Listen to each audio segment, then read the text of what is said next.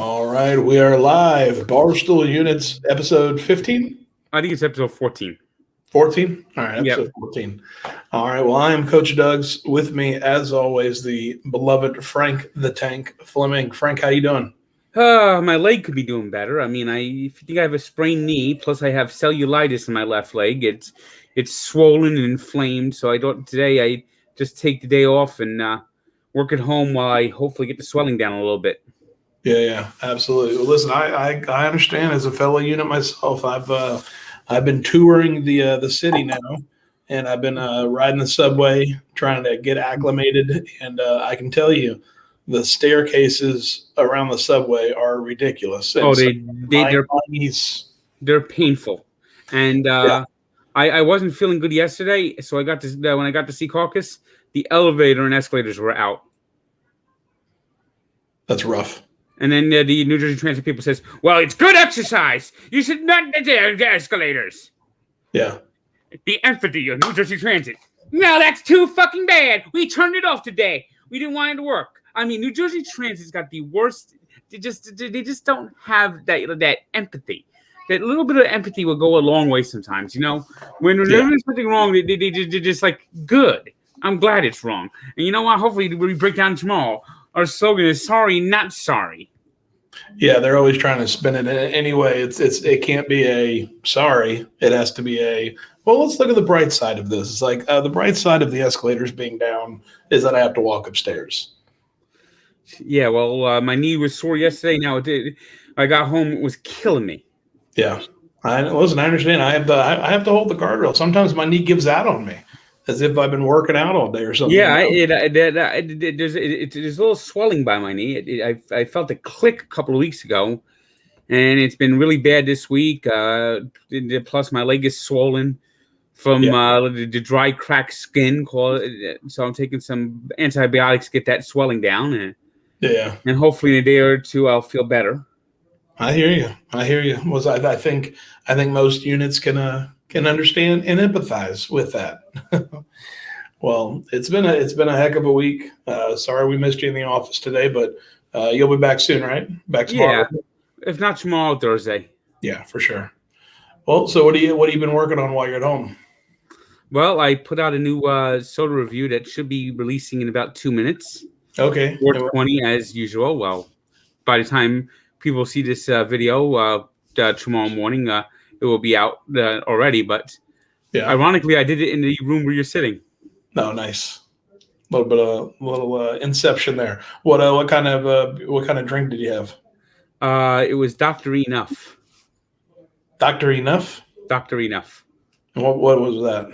It's a lemon lime soda made in Tennessee by the same people that created Mountain Dew, but they didn't sell this one off to Pepsi. They continued to bottle it on their own. Oh, okay. See, I didn't know that. Okay, so Mountain Dew was originally made in Tennessee. Yes. And they sold by this company called Tri-Cities Beverage Company. All right. And then they sold it off to Pepsi, and it became widespread, while Dr. Enough mainly stayed in Tennessee. Gotcha. But is it similar, or is it? No, it's more of a Sprite type soda with caffeine, and it's billed as one of the first energy drinks. Oh, really? It's got like vitamins in it. It's kind of a weird drink. All right. I'll have to try that. Yeah, no. What's that been like? I mean, you've been doing soda reviews for so long now, but I mean, now I'm seeing all these unboxings where you're getting sent all these sodas. I mean, have you had to buy a soda to review it in a while? I bought a couple recently. Yeah. That I just saw like at a store, but usually I get enough that I could just do it on my own. I just do what they send me. Yeah, that's awesome. People just send me. That's very cool to be the person that, you know, when someone tries a new soda, they think, you know, I think Frank the Tank would like this. Yeah, someone dropped off a package of hot dogs at the office last week. Oh, really? Yep. That's awesome. We should start trying out like cars and stuff. That would be nice. Yeah, no, that's very cool. Well, I'm not going to need a car pretty soon. I don't think. I've officially made the move to New York. I know we've been talking about it for a long time. It seems like months, but I'm here. I'm in New York City, living out of a carry-on bag right now. Airbnb it here and there. I'm in Brooklyn right now. I'm going to try out Hoboken next week. But yeah, I'm just figuring out where I want to stay, but I'm here. Well, just remember, Hoboken is the hometown of Frank Sinatra. I know. That was just, I've been to Hoboken a few times. It seems like a really nice place. Baseball was actually invented in Hoboken. Oh, really? Yes. Now tell me this story. Well, the alleged story of the Cooperstown Invention is a complete total makeup. Abner Doubleday was a Civil War hero, Civil War general, and they try to say that he invented the game in Cooperstown while he was on vacation from West Point.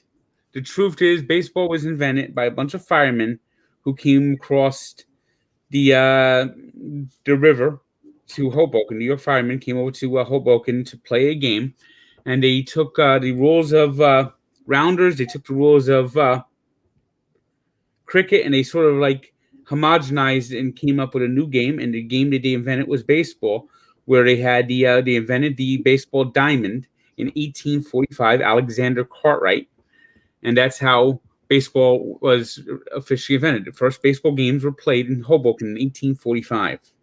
Wow. Well, there you go, Frank. I tell you, the fact that you remember all that stuff, I can't remember what I did last week most of the time. And you're out here, you know the names and everything. Is there any? Well, I mean, I know Cooperstown has the big Hall of Fame and everything. Is there anything in Hoboken? I think there's maybe now a street marker that says where the Elysian Fields are, like a plaque. But that's about it. Yeah. Well, I'm torn right now. It's between Brooklyn and Hoboken. I'm leaning towards Hoboken, just because it seems like there's more space. I'd get a bigger apartment, and the path. I think the PATH train is only 15, 20 minutes right into Manhattan. Yeah, something like that. Yeah, and if I'm in Hoboken, you know what that means. Let's go Devils. Let's go Devils. That's they got some good young players, but they also have some dead weight on the fucking team, like PK Subban. Yeah. He might actually be the worst player in the NHL right now. Yeah, it's never good. I mean, he used to be good. He was an all-star. He won a Norris Trophy, best defenseman. But right now, he is pure trash. I mean, he takes shots where he doesn't come anywhere near the net. In fact, he hit Nico Hischier in the face last week, and Nico Hischier's had a concussion, missed a couple games since. I mean, it's like he's a disaster. He is a total disaster. Well, I tell you what, I'm excited to boo him and cheer for the for the Devils. No, I'm excited to, like I said, I'll see what happens about getting tickets, and maybe one day in April we could go to a game. Oh yeah, your first experience of Newark and the Prudential Center. Yeah, I'm excited for it. Well, as you know, I mean, I one of the best things about hockey is that if you want a jersey, because of the goalies, they have jerseys in our sizes. So I have a Martin Brodeur jersey, goalie cut jersey. Yeah. So it won't be difficult for me to find a jersey. I think that you and I walking up to a New Jersey Devils game and our Devils jerseys, we might have to get the face paint. I think that would be very cool. Got to support the team. Yeah, the Devils. No, that sounds like a real fun time. I'm all about it. Well, that's speaking of hockey, yesterday was a crazy day. We went out to New Jersey and we coached for the Pink Whitney Cup, or at least I was one of the coaches. And I tell you what, it was a fun time. It was International Women's Day. We had there were some ECHL players, but there were also some NWHL players and former collegiate players. And I tell you what, I saw everyone coming back yesterday before I was leaving. Yeah, I cannot skate. Erica, did she play? She was one of the coaches. Oh, she's one of the coaches. Because I know she has some sort of involvement in hockey, and she wants to. She's pretty not happy with some of the stuff the NWHL has been done. I mean, yeah, they kind of slandered her a bit, and she's thinking about starting her own league. And I wouldn't doubt her. No, not at all. No, and they didn't slander her a bit. They slandered her. It was just it was a wild story where a few reporters, and I don't even know if I want to say reporters, a few individuals who happen to write blogs for women's hockey, basically came out of nowhere and said, "Hey, we don't want or need your support," to Erica. And so Erica fired back and was like, "Well, what are you doing here? Why are you trying to like gatekeep women's hockey?" It's one of those things. They don't actually care about women's hockey. There's not enough coverage of women's hockey anywhere. The only team I know about was the Riveters, and they played at the Devils practice facility for a couple of years, and they won a championship. That's all I know about that league. I mean, that league needs as much support as they can get, and if Erica's giving it, throwing support on it, you don't like throw dirt on that and say I don't want your support. That's the dumbest thing that league has ever done. Well, and that's the whole thing is they didn't. I don't think they actually care about women's hockey. I think they care about gatekeeping and saying, "Oh, we enjoy this, and we don't want you to enjoy it. We don't want you to be a part of this." I think that's what it came down to, and unfortunately, the league decided to fall on their side, which is it's silly. That's when the league actually stepped in and put their foot in their mouth. But yeah, no, Erica, they have they have the Nardini Hockey Club and the Barstool Women's Hockey League. I mean, I wouldn't be surprised if it's a legitimate thing real soon. I mean, the women's hockey has been very successful at the Olympics. Yeah. Although there's only two teams that seem to ever win it. Canada and United States. Yeah. It's a good rivalry, though. It's been a great rivalry, Canada, USA, in women's hockey. I'm telling you, they were flying up and down the ice. I mean, it was a fun time to be out there at a live sporting event. I was coaching again. I haven't coached. I've been retired for a while now, so it's nice to coach. But no, we had a real fun time. Pink Whitney sponsors the Pink Whitney Cup. And had a great time. It was a heck of a first week in New York. Oh, it's a good start. And hopefully my ankle gets down and I can get back on track of what I've been doing. Yeah. How have you been able to walk at all, or are you doing anything else? Limited, very limited. We should try and get you something else to do instead of walking, like maybe some weights to do something. Well, the last time I tried to lift the weights, I tore a rotator cuff. Really? Well, maybe we should start with lighter weights. How big were the weights you were trying to lift? I don't know. It was at LA Fitness, and all I know is that my shoulder hurt for like 6 months. Yeah. And so you actually tore your rotator cuff? I think I did. Okay, yeah. I'll have to figure out whether or not. I tell you what, if I'm riding the subway and I'm walking, in my head, I'm sure it made sense, but the subway you have to walk down this platform and then up this 3 stairs to this other platform and then up these 7 stairs. If you're lucky, you'll find a subway station that has an elevator. Yeah, I mean, I'm tempted to I'm wanting to walk. I mean, I think that's a good thing for me and everything for sure. But it's odd though when I'm seeing it's not like, oh, you go down here and it's one level. One thing I'm very happy about is going to Penn Station to the office. Mm-hmm. I don't have to deal with the subway. Yeah, it's just one straight shot. Well, no, it's a 4-block walk. I'd rather do the 4-block walk than go to the subway. Hold on. You're saying you don't have to deal with the subway? No. But you go on the subway? No. From Penn Station? Yeah, from Penn Station to the office is 4 blocks. That's it. Yeah, but how do you get to Penn Station? Walk. You walk the 4 blocks to Penn Station. And then where do you go? To the New Jersey Transit section and then take the train to New Jersey. Oh, gotcha. Okay. There we go. Okay. So you're not crazy. I'm not understanding what you're saying. So there are buses at Penn Station. No bus. It's a train to New Jersey. Okay, so it's a train to New Jersey. I'm all okay. So there are trains to New Jersey at Penn Station. Yes. Is that also where the path is? No. All The right. path is not too far away, though. The path is like by the Manhattan Mall, Okay. which is near the Empire State Building. Does the path not drop off at Madison Square Garden? No. All right, I got a lot to learn. This is it's not really culture shock. It's just it's I guess it's not really culture shock. It's more like population shock. Just I'm coming from a big city, but landmass wise, not population. I mean, yeah, I know the PAF station is near Manhattan Mall, and that's near where the Empire State Building is. Yeah. And so for you just take New Jersey Transit in, hop off Penn Station, and you're there. Yeah. Now, what is in my head? I'm thinking Penn Station, and I think like this really glamorous. I haven't seen that. Is there another part of Penn Station I'm missing? There's Penn Station was destroyed 60 years ago. Where's the one with like the big clock? Grand Central Station. Okay, that's Grand Central.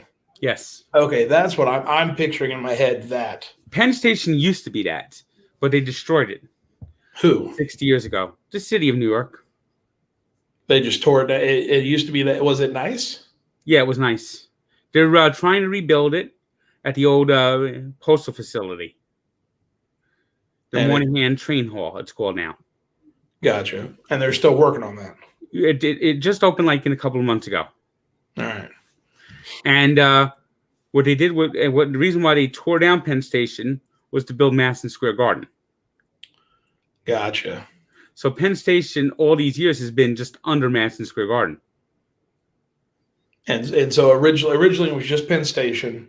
They were like, hey, we need a stadium. Yeah. And so they tore down Penn Station to build a stadium. I tell you what, New Yorkers love their sports. Yeah. They love their sport. Hey, let's minorly inconvenience the entire city so that we can get 60,000 fans in here to enjoy a sporting event. I mean, it's the world's most famous arena. Yeah, no, that it is for sure. Well, I'm excited to be here. There's a lot going on. I'm excited, especially now that they've said that vaccinated people can pretty much. I haven't gotten the vaccine yet, but I'm hearing that vaccinated people can pretty much go to sporting events. Well, I'm thinking about getting the vaccine. I just hoping that I could get the one-shot Johnson & Johnson. Yeah. I mean, if there's no reason, I heard that it only takes one shot. They don't need to refrigerate it. I mean, if that's available, not having to go back and get a second shot and all that. I don't know why you wouldn't do that. But they're saying if you're fully vaccinated, you can go back to sporting events and everything. I think that's kind of how it's going to be. I think we've talked about it before, but it's kind of like show me your papers. Hey, like show me your phone where it says you've been vaccinated and you can come into the stadium, and come into the concert. Do do do do do do do do do do do. Yeah. Yeah. It's scary. It's kind of scary, but what are you gonna do? Well, I know I can get the vaccine. I'm eligible in New Jersey. I just really don't want to get 2 shots. Yeah. Absolutely. That I think a lot of people can understand that. Well, so we've got New Jersey hockey coming up. Spring training has started. Yep. Where do the Mets do their spring training? Port St. Lucie. Port St. Lucie. I know where that is. I'm very familiar. Are you Florida's wide open. Have you thought about going down there for some spring training? I want to go next year. Next year? All right. Yep. All right. Well, I'm sure we can set that up. Well, we've got and I'm not a Mets fan, but if you want to go down there for spring training, I can't do it. The colors, I can't. Like the orange and blue and it's that orange and blue too. Like the Chicago Bears orange and blue. That doesn't bother me at all. Denver Broncos, orange and blue, like those shades don't bother me at all. You know, the Mets' best player, Pete Alonso, was a Gator. Was he? Yep. Yeah. So yeah, I'm out. I'm out on the Mets. I just can't do it. I can't do it. But I'm excited. There's a lot of sports going on. You know, the Mets actually drafted a guy from Florida State, number 1 overall once, and then he blew out his arm in his first fucking season. Really? Paul Wilson. Paul Wilson, 1994. He was drafted. Number 1 overall pick in the 1994 draft. And he lasted not even one season. 1996 was his rookie season, and he blew out his arm. Missed 3 years, and then he tried to come back with the Reds and the Rays later in his career. That's I can't imagine, at that caliber, you're pretty much, that's all you're doing all throughout college. I mean, all the way through college, and then you finally make it to the league. And yeah, he had a shoulder injury. Now, is it anything that if it would have happened today, it would have really been a big deal? Shoulders are still worse than shoulder. When shoulders go, that's a lot worse than the elbow. They've perfected the Tommy John surgery, but the shoulder still seems to be something that just destroys people. Yeah, that's unfortunate. Yeah, I can't imagine that. Yeah, that the rotator cuff and the capsule. Do you see the capsule in your shoulder? Mm-hmm. These pitchers just the shoulder injuries always seem to just linger and pitchers never are the same again. Yeah. Now that's it, and it's crazy to hear that because I mean I'm trying to think of like when you hear pitchers from back in the day, there was one pitcher he pitched in the Negro Leagues before coming over. They said he would pitch like 2 or 3 games a day. Yeah, we're talking about Satchel Paige. Yeah, Satchel Paige. And so now the thing about Satchel Paige, if Satchel Paige actually had been allowed to pitch in the majors, he might have been the best pitcher ever. Yeah. And that's unfortunate. I did hear the MLB now like recognizes their stats. Like it's kind of difficult to really fully recognize them because they weren't really kept as well. Yeah. A lot of these Negro League teams actually played exhibition games in between regular games, and really it was like it was more of an exhibition. The Negro Leagues, they did have a season, but they did a lot of things on the side. Yeah. And, who knows what that would have resulted in. But Satchel Paige actually finally made it to the majors at the age of 42 and was decent. Isn't that something? And then in 1964, 1965, he came back for 1 game at the age of 59. That's wild. And so he might just be an outlier. Oh, he was a complete outlier. And if you ever see any pictures of him, definitely not a unit. No. As far as from a unit as you can possibly be. Yeah. And he had these arms that looked like fucking pipe cleaners. But he could just whip that ball past people. Yeah.